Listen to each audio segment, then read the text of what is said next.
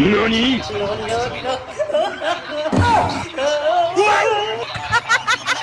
Few moments later.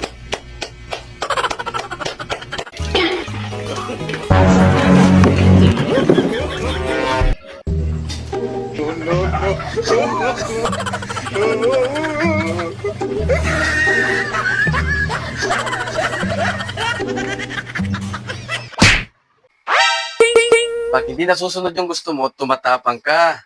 Ha? Parinig ka. Ano maglaro? Sa mama, magutak na, bye. Bye-bye.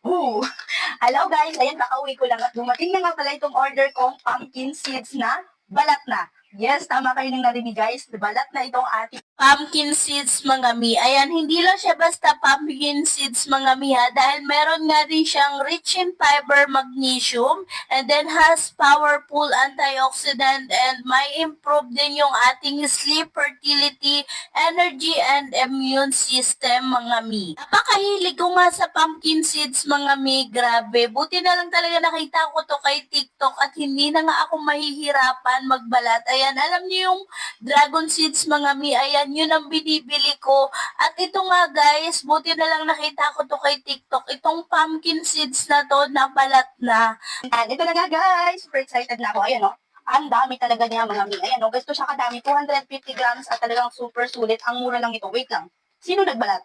Sino nagbalat nito? Bakit may balat? Nabalatan na siya. Charis. Ayan mga mi. Ayan, dito na. Ayan. Ayan, grabe.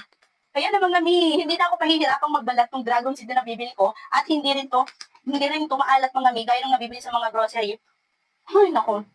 Grabe. Napakasarap dito mga mi. Nako talaga.